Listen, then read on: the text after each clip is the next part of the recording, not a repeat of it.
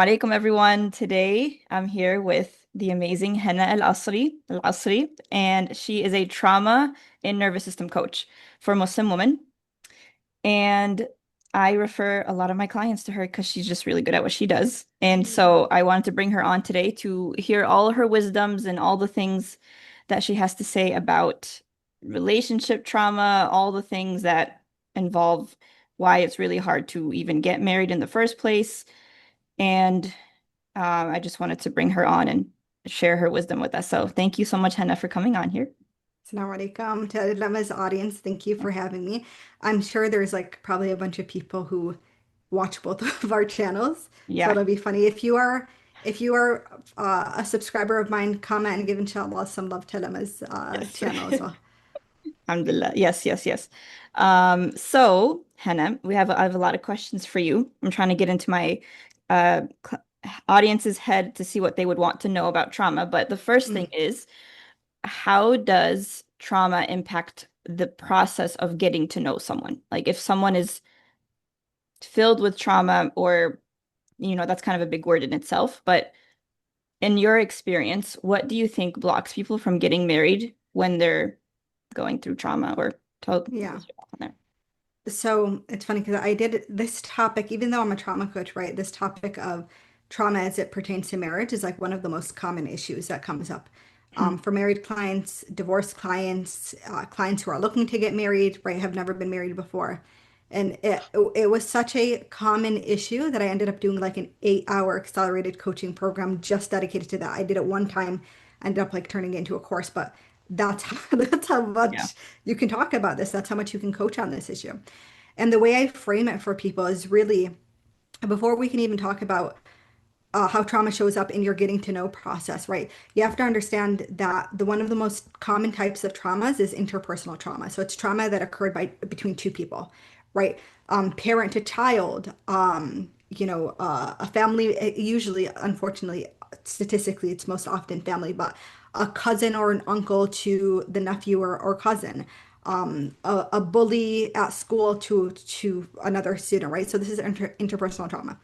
Interpersonal trauma inherently affects the way we view relationships and the way our brain chemistry changes our brain chemistry in association with relationships, in association with love, which is a really scary thing when you think about the fact that so many people have undergone these like chemical changes in their brain as a result of interpersonal trauma and have no clue. So, the most common trauma that I see is childhood trauma as a result of parental abuse. So, abuse from parents, mom, dad to child. And I always say that your parents are your first love. And this is well known. There's so much data on this, right? Some of the best studies that we even have on trauma actually are looking at the way children like develop over time when they lived in in a traumatic household. One of the most popular studies is the ACE study for any nerds out here who want to look into the ACE study. It's a study that literally just revolutionized almost every sector of our country, right? From the school system to the healthcare system. So, because of the way it looked at the effects of childhood trauma on individuals as they grew up well into adulthood. If you grew up in a home where you did not receive the type of nurturing love that you needed. And even from an Islamic perspective, the type of nurturing love that you as a creation of Allah subhanahu wa ta'ala have the right to. I'm going to emphasize this because we have this weird like gaslighting culture among Muslims where people don't even recognize that like emotional connection, emotional intimacy, nurturing, not, to being told I'm proud of you is actually an Islamic right that you have as a child. So I'm setting that as a framework. Mhm. If you did not receive that, to be very frank, you are going to be spending the rest of your life trying to identify that in other people. And you have a brain that has been wired for connection since the very beginning. I mean, subhanAllah, I think about one of my clients who she had come to me because of childhood trauma and a lot of abuse specifically from her mother. She had married a man who was very, mashallah, like did not grow up in an abusive home, very secure, very regulated. And that was kind of like one of the issues she was coming with is like, I have this childhood trauma. It's now affecting my marriage. What can I do? She had a baby. Okay. And she had just mentioned she's in I have a continuation program after people go through like my main group program. She was like, Hannah, subhanAllah, we used to always talk about co-regulation, which is essentially we're so wired for connection that two people will use their nervous systems to regulate one another and they don't even realize it. Our brain is constantly scanning for other people's regulation and trying to mimic it or dysregulation and mimicking it. So she was like, we always talk about it. I recognize it was important. I didn't realize how important it was until one day I was holding my baby and I'm starting to get triggered about something and start like arguing with someone. And all of a sudden, like my baby starts getting fussy and screaming and crying. And it's not like she's screaming or yelling. Like immediately, her baby was so in tune because that's how babies' brains are developed to be so in tune with their mother's nervous system that her baby dysregulated. Hmm. Right. So that's it's to that extent. You're gonna grow up and look for that in your day to day. And if you don't have the level of consciousness, you don't have a level of awareness that even you went through childhood trauma, you'll find yourself statistically, right? In reality, from what I see, but also just statistically, in very dangerous situations. A person who has gone through childhood trauma is much more likely to end up in a domestic violence situation. A person who grew up with childhood trauma, and this is just in terms of like romantic relationships, marriage, right, is more likely to be with someone who abuses drugs. You're more likely to be with someone who's also has very insecure attachment because they went through childhood trauma. Hmm. The codependency aspect of it is very, very real because you end up having these wounds that you're constantly looking for someone else to try to heal, and it becomes it's a very draining exchange because nobody developed the level of emotional attunement and emotional maturity to be able to take care of their own regulation, and you're looking to get it from someone who often is dysregulated too. So it just Yeah. ends up leading to such chaotic issues in marriages. Yeah. Okay. So this is such a good like turning point for a minute because the clients, for example, that I work with who are really struggling with the parents dynamic, right? The parents like Yeah. pressuring them to like, you need to get married, you need to get married. And the people are like, oh, but like, the girl's like, well, what does my mom want? I just want to make her happy. So, Mhm. because when she's happy, I'm okay. And like that kind of carries into marriage, which also carries like this people pleasing kind of like, oh, I need to make sure my husband's happy and not for the right reason, for the reason of more of like making sure that you're safe. And I would love if you can explain more on what is codependency? What is this? What is this world? Can you explain more on what how that shows up in from parent to child, from the child to the next marriage? Like what does that mean? Yeah. Oh, that's a really good question. So codependency is essentially when you're constantly trying to get your needs met from another person, and they're trying to get their needs met from another person, but in a way that's very unhealthy, in a way that's very toxic. Meaning, it doesn't know boundaries, it doesn't know when to stop. It overlooks the fact that as an adult, you should have a level of maturity to be able to handle your own struggles as well, and not constantly be seeking approval from other people. Now, the issue is from kind of a cultural perspective, because you're saying this and I can probably guess the cultures that either your clients are coming to you who believe this, right? We have been made to think from a cultural perspective from many cultures that your parents are the end all, right? That you live for your parents is essentially what we're saying. And in some cases it gets to a point that's just so disruptive that it's almost as if your parents' word is right up there with the Prophet ﷺ's word, which I know it sounds dramatic when I say it like that, but in reality, I've seen this like time and time again, where someone will literally ignore a hadith, will ignore the verse from the Quran about what they're doing as a parent, and try to enforce their own kind of personal wants and desires onto their child. And that right then and there, that is an exemplification of childhood trauma, because one of the most common types of inner child archetypes, so the archetype of childhood trauma is the people pleaser, right? Or the golden child. So there are certain archetypes that literally what allowed for their trauma to develop was this incessant need to please or to prove themselves to their parents to receive love, right? And so you end up in this constant like exchange of how valuable am I to you? And then I'm valuable. Can I have your love now, mom? Can I have your love now, dad? which is so damaging psychologically. When you see the way the Prophet ﷺ interacted with his daughters, with his grandchildren, there was none of that. There was none of the Prophet ﷺ was such a perfect example of what just psychological safety looks like in a parent-child relationship. But we lost that along the way because somehow people took the verses about the importance and the rights of parents and they made it seem as if parents have all these rights and children, again, have no rights, which is not the case. Right. I will say this time and time again, Lama, some people are just going to have to hit rock bottom Hmm. before they learn on their own. Yep. And we have to understand this as coaches as well, because it doesn't matter how much we warn or we tell you, I've seen this 1,000 times. Some people, their nervous system just needs to experience Yeah. for them to have their like spiritual, like come to the Lord moment, right? To realize like, oh, wow, I actually don't like the way that I'm living. Like there's something literally that's just not aligning in me. And I think one thing when you start building nervous system safety, you start to be able to catch that alignment when that alignment is off much more Hmm. easily. You start to recognize, oh, I'm doing something, but I don't feel like this is what Allah subhanahu wa ta'ala is asking me to do. There's got to be something being manipulated here. The thing that I would say to any woman or man, I'm sure there are plenty of like men who watch your channel as well, is your parents will never have to live the consequences of your decisions. You will. Period. Point, like full stop. If you say to your mother, I'll just marry who you want me to marry, and you forego any of the background checks and the conversations and making sure personalities are well acquainted and making sure this person isn't an undercover criminal or has like a domestic violence case, I speak of real situations, or isn't a psychopath. When you end up finding out, which is, it happens to an absurd number of women, that there is something so alarmingly wrong about this marriage, you're done.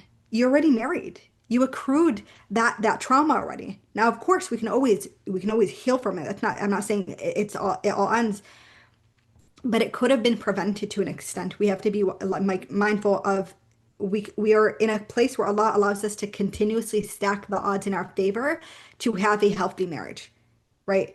And when you forego all of that and hand it over to your parents, and oftentimes parents are coming from their own very toxic marriages, they themselves don't really have the best, radar for when something is off, unfortunately, right? How many people can say from your audience or my audience that they would want a marriage like their parents genuinely, Mm-mm. right? Very few.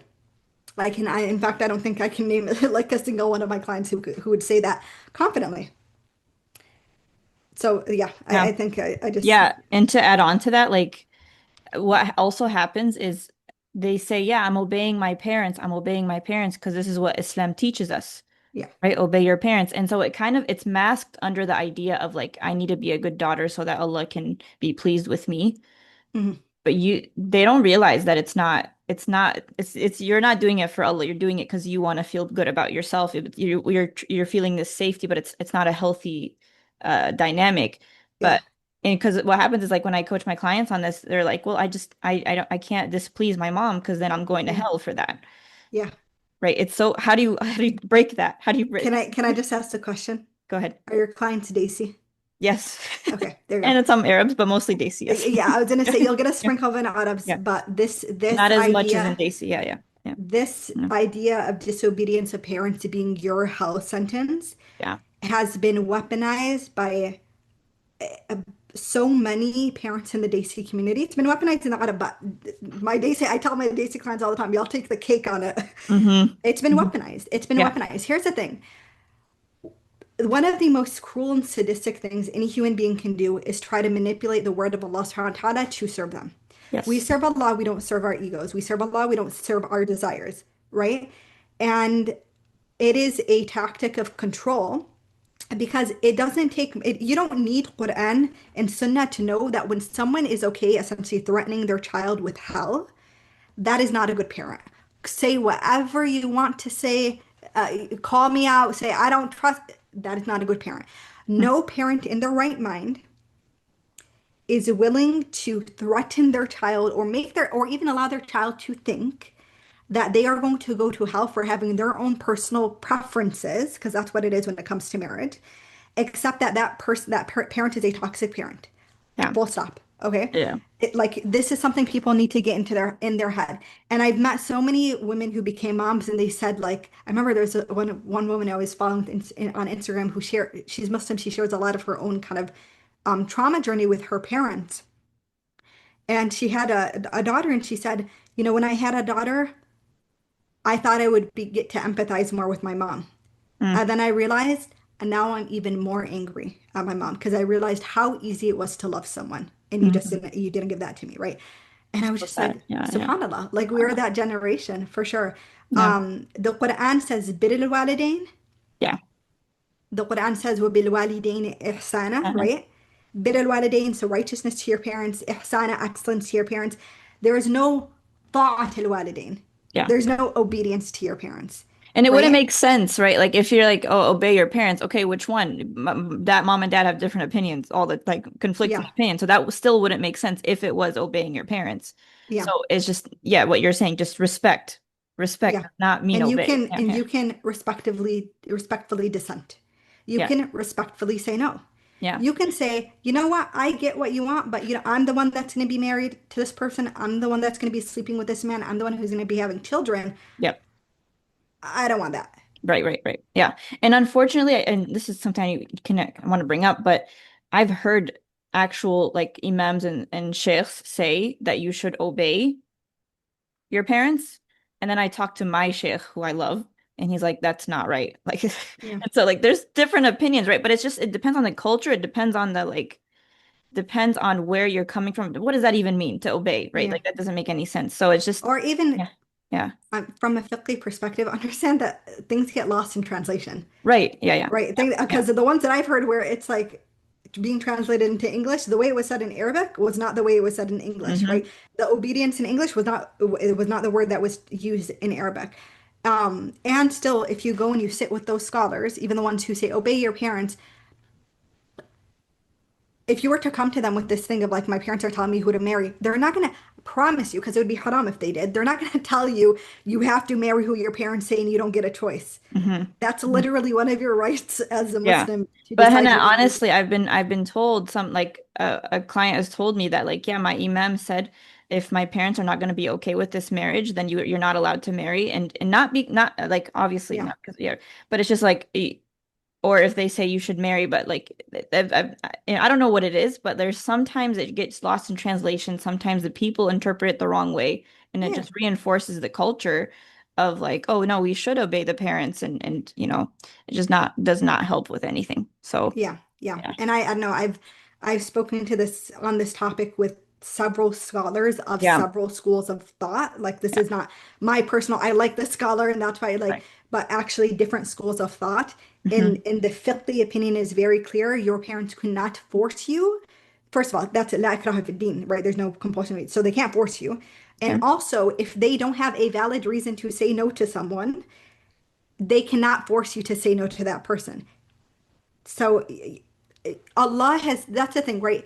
Within the realm of scholars, you know, you'll always find someone who has a dissenting opinion that's very like radical Yeah. and against what the majority say, right? You can decide, is that the one that I'm going to take and suffer the consequence of taking that, or am I that opinion, or am I going to actually use my brain and think Hmm. about, well, how is this going to affect my life, right? We look at Islam almost as this like rule-based religion, like Judaism, Right. and yet Allah subhanahu wa ta'ala is constantly calling us in the Quran to reflect, to think, right? Hmm. To use our own logic. So you can't turn around and say like, oh, mom, you ruined my life, or you dad, you ruined my life when you accepted, you handed that power over to them when Allah gave you that power to hold for yourself. Yes. I mean, Yeah. isn't it? I believe it's a Hanafi fiqh that actually has one of the most lenient opinion on it, which is funny because the Hanafi fiqh is also the majority Indian subcontinent majority follow the Hanafi fiqh. Yeah. But Yeah. that shocked me when I learned that. I was like, oh wow, I did not realize like that was a very liberal opinion. But Yeah. Yeah. Hanafis has some, yeah, yeah. They have good, nice, lenient stuff there. So what's my next point actually is there are many people who are traumatized from all this fear growing up about Allah and Allah punishing them and Allah punishing them and you're doing it wrong and you're just there's so much shame about it that they're just like spiritually numb and it's just so like hard to even think that Allah loves me because I've Mm, had so much evidence of uh being told otherwise, that I'm not, if not, I'm not perfectly acting the way that I should be acting, that I'm not loved. And that trauma is really deep. And so mm, what I find as a coach is people tend to try to find that in their spouse, of like that connection they're looking for in the spouse, but it's so impossible to reach that depth of connection because you can only reach it with Allah. And so my question to you is, in terms of spiritual trauma, in terms of oof. how to heal slowly, what's the first steps someone can take to like see that Allah is a Rahman Rahim and He does deeply love you, and how can we undo the unlearn all the things that we thought was true about the deen? Yeah. Oh my God, so good. That's so good. There are a lot of people on the day of judgment that are going to be real mad about how they manipulated Islam and turned Yeah. people away from Islam and made people like what how what is it? من أظلم ممن افترى على الله كذبا, right? So who is more oppressive? This is a verse from the Quran repeated many times. More oppressive than the one who invents against Allah a lie. How Mm, many people have invented against Allah a lie where a lie where they made Allah seem to be only this extremely punishing, angry, like Rab that almost consults with parents like about what to be angry about. That's oftentimes the messaging children are getting, and so it really creates that disconnect. Um, when you grow into adulthood and you're seeking like that connection with your spouse, you are carrying with you, and I'm sure you use this language too, Nama.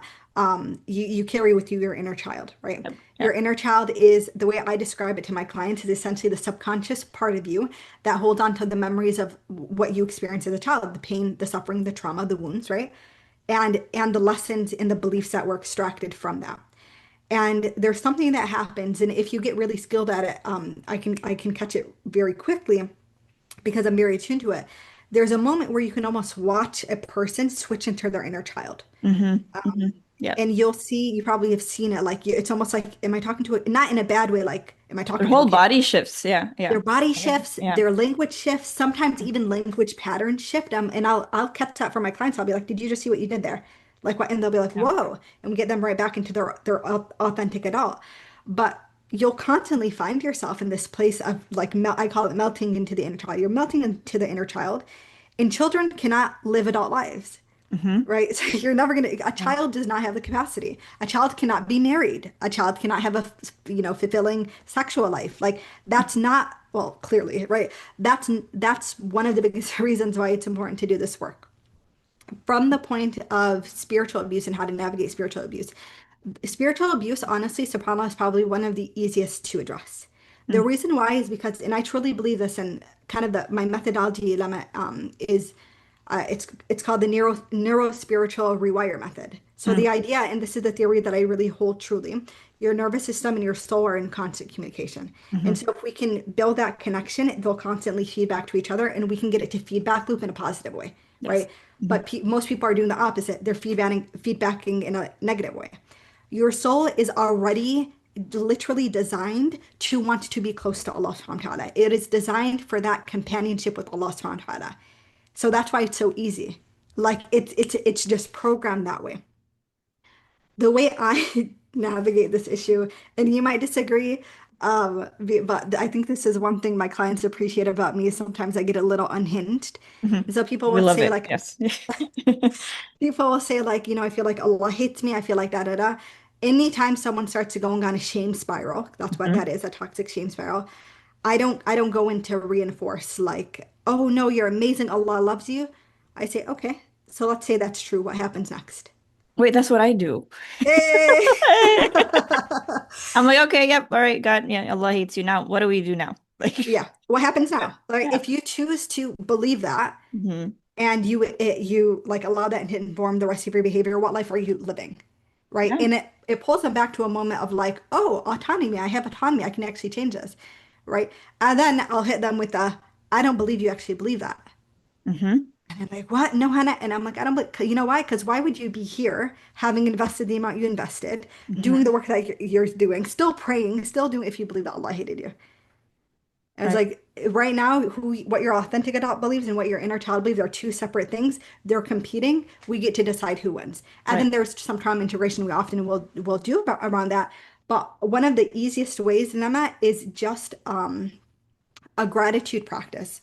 And it doesn't, and here's the thing, right? People tend to find that hard. We in my program, like one of the first things we do is we start identifying what I call ayat, right? So kind of a reference from the Quran in the way Allah subhanahu wa ta'ala calls his miracles and his creation ayat, right? Miracles evidence. And it's kind of adapted from the idea of glimmers, which in kind of the Peter Levine's theory around trauma, micro moments in the day to day that kind of attune your nervous system to safety. Mm. So from the first week, we're already reprogramming that like Yes. negativity bias, that woe is me. It's like, okay, cool, you can live there. But we also are Muslims, so we don't deny that Allah subhanahu wa ta'ala gave us so many incredible things. And so my clients will like send in the group chat their ayat, right? And Mhm. it's like these little micro, like I saw a bird land on a branch and it was so beautiful. Like I held my cup of coffee and it was so warm in my hand. And that forces your nervous system to start catching all of the things that are going right, not just the things that are going wrong.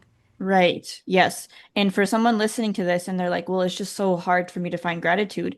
The more you focus on the lack of what you don't have, the harder it is to actually like focus on what you do have. Yeah. So it's Yeah. just like it actually takes a lot of effort to start being like, okay, okay, I know my brain has been spent years focusing on why I'm not married yet, but can I Mhm. focus for just a second on what I do have and constantly like in like you said, Yeah. constantly doing it over and over, and that Yeah. helps completely rewire the nervous system. And then if you're like, well, I just can't, I just fall back into the other thing. Like, yeah, it just means you Yeah. have to get back up. It doesn't mean anything about you. It just means we have to Yeah. get back up. You spent Yeah. 20, 50, 20, 30 years Right. playing this certain neural circuitry in your brain. Yeah. Now you're building, it's like someone day one of the gym being angry they can't deadlift 350. Like, duh, that's not gonna happen. It's Yeah. just not possible. But that's what's cool about the ayat lama, that it shifts away from gratitude and it's like, okay, forget the gratitude for a Yeah. second. Mm, Just little moments in your day that light you up. And so that yes. way you shift into this like into a nervous system experience, which is you can't deny when something lights you up. It's not Yes. a mental thing. It's a Hmm. physical thing. Your chest feels expands. It's easier to breathe, right? Your pupils dilate. Like there's a physiological evidence that something lit you up. Yeah. Something lit you Right. up, Yeah. Yeah. and that's it. And all of a sudden, it's like, oop, okay, I can't make an excuse now. Yeah, yeah, you're right. Something did light me. I watched something that made me laugh on Instagram Reels. That's an ayah. Yeah.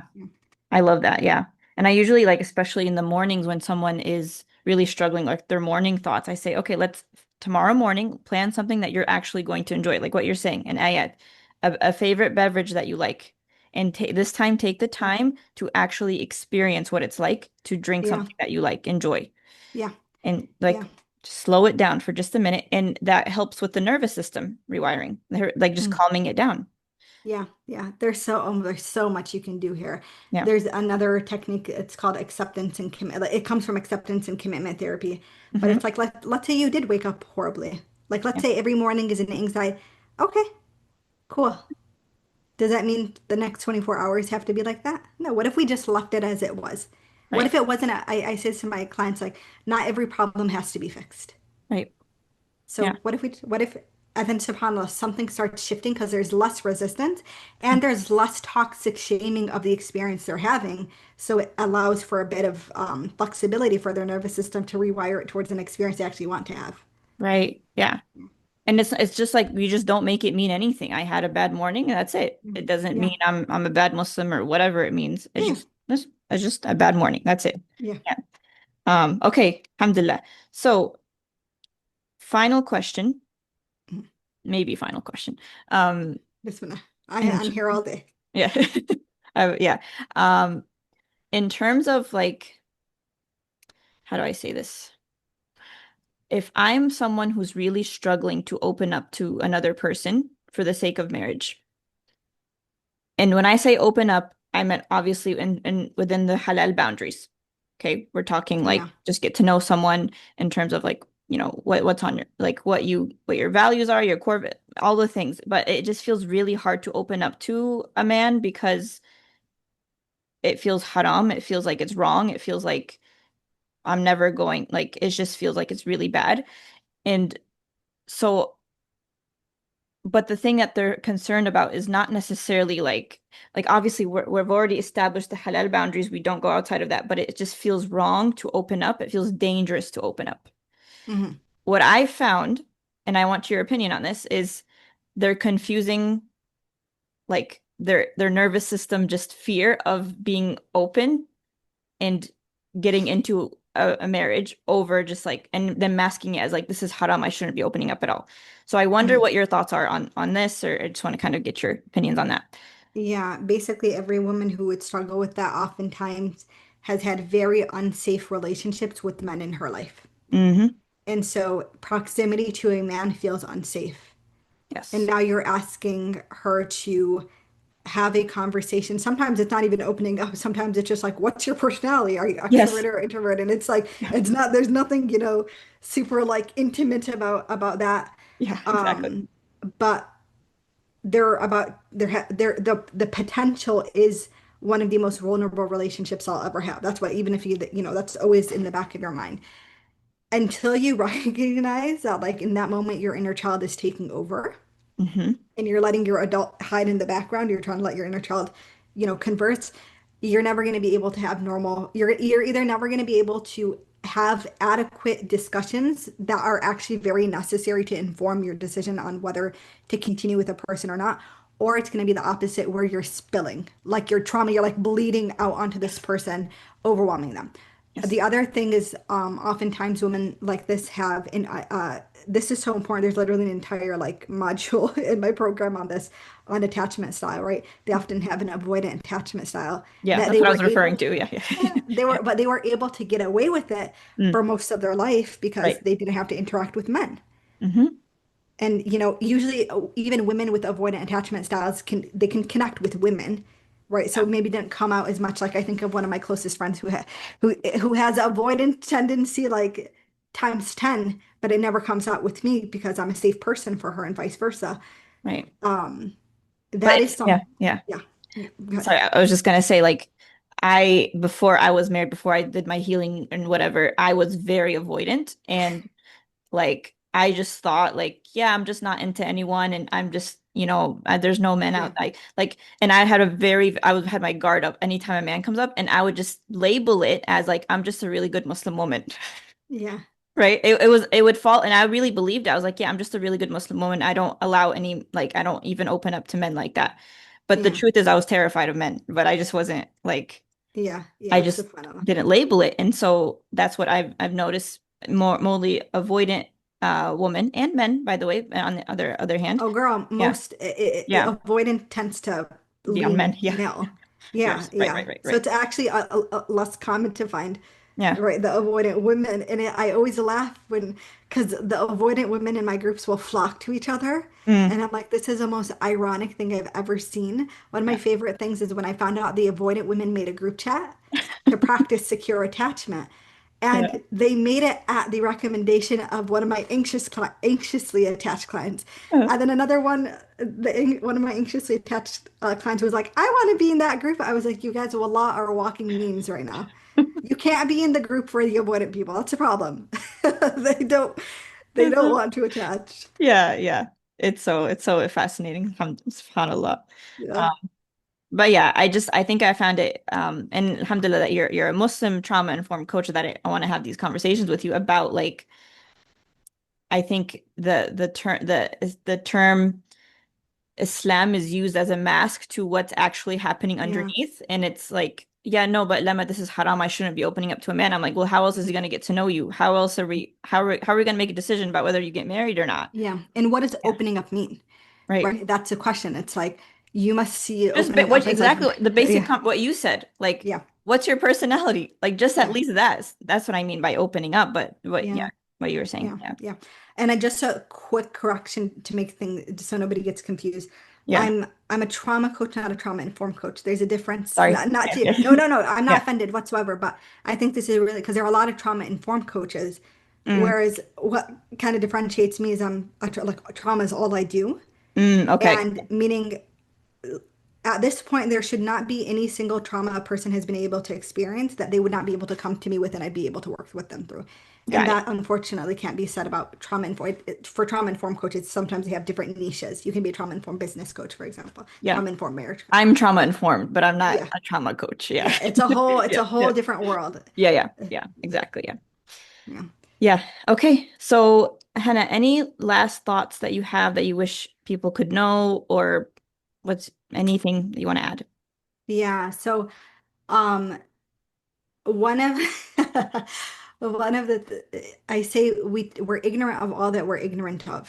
For Hmm. women who are struggling to get married, oftentimes they don't even recognize how like trauma is showing up. And this is why working with someone like you is so valuable because to have a second pair of eyes on your situation allows for things to be extracted that you would have never seen because your nervous system is not attuned to be able to pick that up.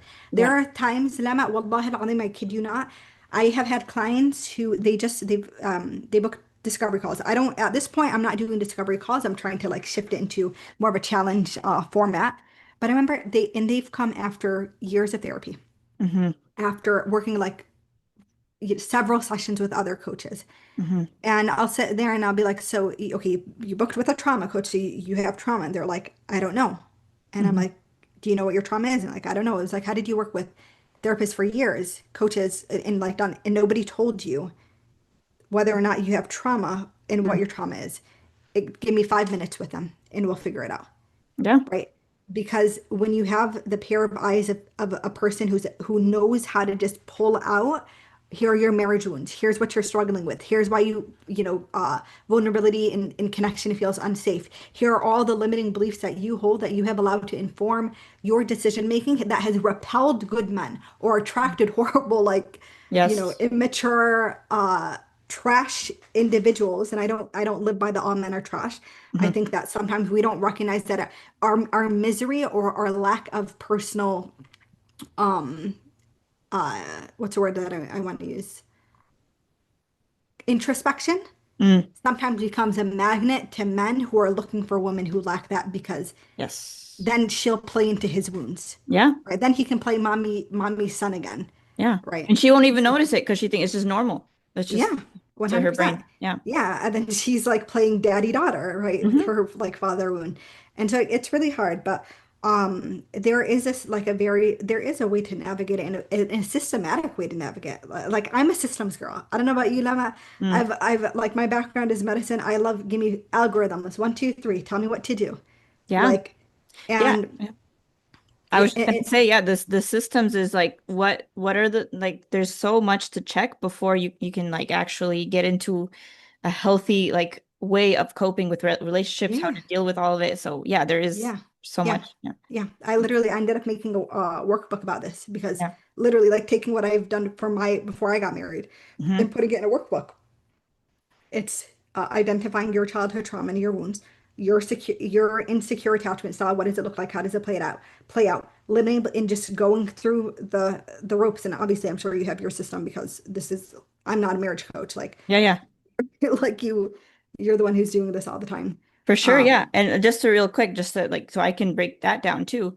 yeah. It's so subhanallah, it's a simple system, but it actually gets people married. Why? Because we address the three areas. Your thoughts about Mhm. yourself, your thoughts about the opposite gender, your thoughts about what Allah can do for you. When all of Oof. these are in check, that covers a lot. Oh Your yeah. attachment system, your what you think about men, how you think about women, if you're a man watching this, all of that when that's in check, more aligned, not Yeah. perfectly, but more majority of the time you feel like a positive outlook on the stuff Yeah. people get married. And alhamdulillah, like it's that easy. It's really that simple because when you're aligned, it's very easy to navigate relationships Yeah. from that. SubhanAllah, this brings up a point one of my clients made like a week ago, which was she was just so we were at the tail end of my group program. Yeah.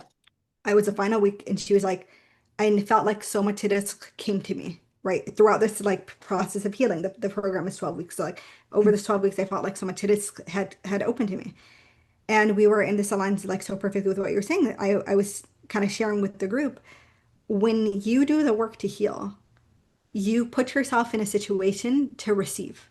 and Yes. actually be grateful. It Yes. could have been that Allah had your risk waiting, and He was just waiting for you to do the work to be ready to receive it, to be grateful. Because how horrible would it have been had Allah given you that risk? Let's say in your situation, right? Or both of our situations, Yeah. our husbands, Oh and we yeah. were bitter, angry at the world, rude, Mm-mm. hurtful, avoidant, anxious, whatever it is, Oh yeah. and we harmed our spouse. We did wrong by them. We couldn't uphold their rights. We were ungrateful to Allah subhanahu wa ta'ala. Yeah. So Allah had to wait until we were ready to receive that. Right. Or suffered, I shouldn't say it like that, that Allah had to wait. No. Allah gave it to us in When he Alhamdulillah. saw us as ready. Yes. Yeah. Yes. Yeah. Yeah.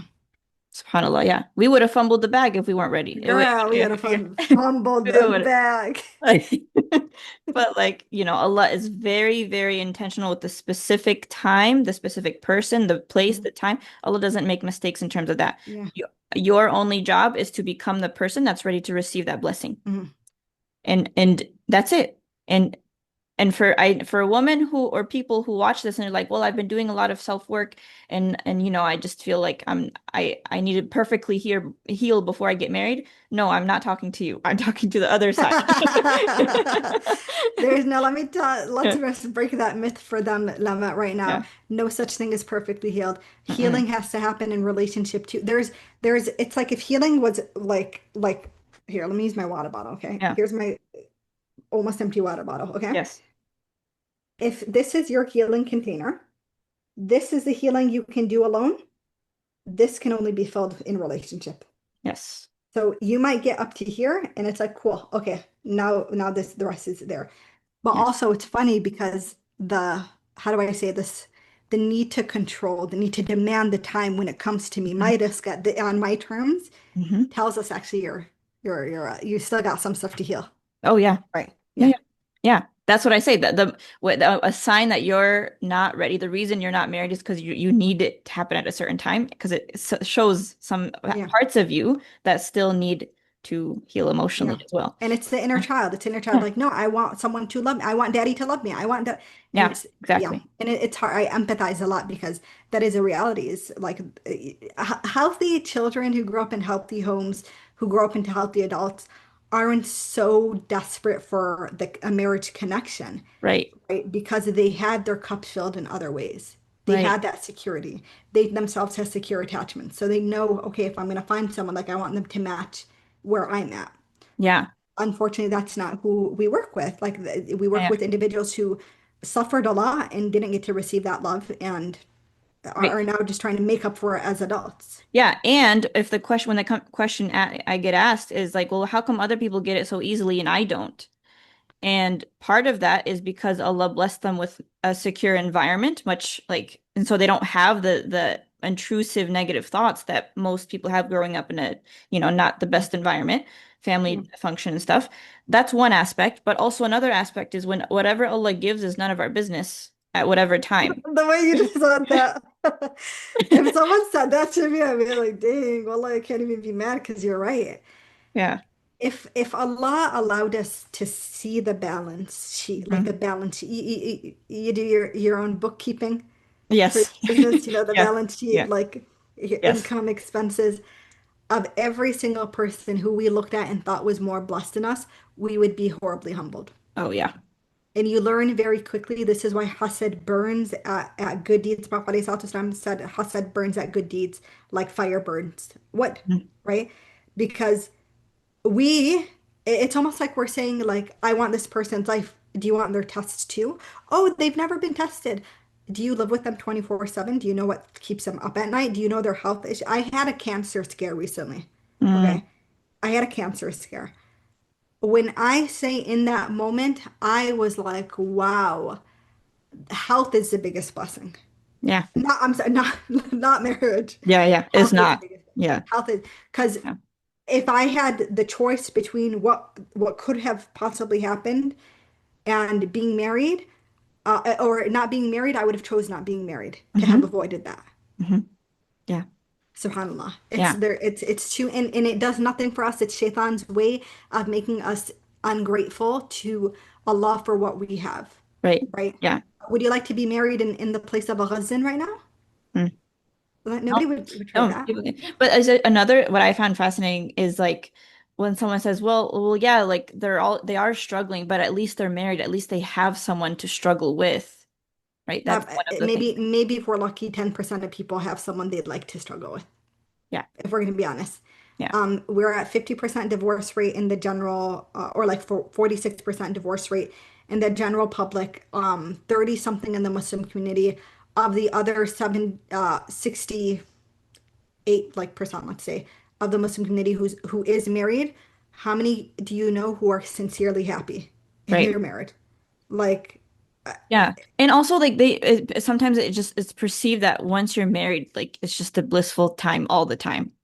And it's girl, that's a whole you're nother conversation, girl. We could have Yeah, it for another hour. that's a whole other conversation. We love our husbands Yeah, and yeah. they love us, alhamdulillah. But that's It brings literally, out it yeah. brings out What everything. Yeah. you're dealing with two humans. Yeah. Yeah, You but fought it with your, brings out do you all have the siblings? triggers. Do you Sorry, have what? siblings? Do you have I siblings? do have siblings. Yes. Yeah. Have you fought with your siblings? Oh yeah. So you fight with people who you come from the same parents, lived in the same environment, have the same like morals being when you were growing up. You still fought with them. Mm, Now, opposite gender, different upbringing, sometimes different. I don't know if you're from the same ethnicity. My husband's yes. Pakistani, I'm Yemeni, so different, very different cultures, very. And then you expect you're gonna get along all the time. Girl, me and my sisters fought like cats and dogs sometimes. Yeah, It was like, that's such a good point. yeah. Like if you fight like crazy with your siblings, it's gonna be 10x with your husband. Alhamdulillah, I fight less with my husband than with my. I think the estrogen in the household was a lot. Yeah. I have five sisters. Oh, mashallah, Yeah, mashallah. Okay. Well, Hannah, I could talk to you for so much longer, but we do have to end eventually because yeah. unfortunately. But can you tell us all the ways of people, how people can find you? They want to get healed. We just tell us all the things. Yeah, so I have a YouTube channel on Instagram. That's where you guys can find content. My YouTube channel has like a trauma healing series people really like. So you hopefully Dama will have it in the Yes, I will put in the description. description. Yep. Or you can just look up HANA trauma coach, and myself will come up. Other than that, the kind of my flagship program that I have is Seeking Wholeness Trauma Group Coaching Program, which is a 12-week trauma healing immersion, right? Where I walk people through my neuro spiritual rewire system. Week by week, we're just doing what we need to do to heal deep rooted trauma. Very different experience than what most people would deal with when they think of healing trauma. Results, alhamdulillah, have been amazing. All of those details can be found on my website. I have like several interviews with clients and their results. So you can, inshallah, just go to my website to learn more about that and how you can join if you are interested. And if you're not interested, then my upcoming challenge is also going to be really cool for you to at least get a little sneak peek or dip your toes in the water of healing trauma. Alhamdulillah. Thank you. That's so beautiful. So everyone check her out. And I have a little announcement before I forget. I do have my course coming up in August called the Love Toolkit to help you navigate your emotions. Every single trigger that comes up for you. How do you navigate it? How do you feel? How to recognize when those thoughts come up? That's coming up in August, inshallah. So make sure you sign up on that as well. But for people who are really interested in having a real trauma coach, I highly recommend Henna. And I don't usually Jazakallah. say that. I'm actually, I'm like you too. I'm very mindful. People will be like, "Who do you recommend?" I have two like premarital coaches that I recommend. yeah, You are alhamdulillah. one of them. Oh, good. Alhamdulillah. Alhamdulillah. Okay, well, thank you so much, Henna. Inshallah, I will see you in another video in the future, inshallah, but Inshallah. we'll see you around. Assalamu alaikum. Wa alaikum assalam.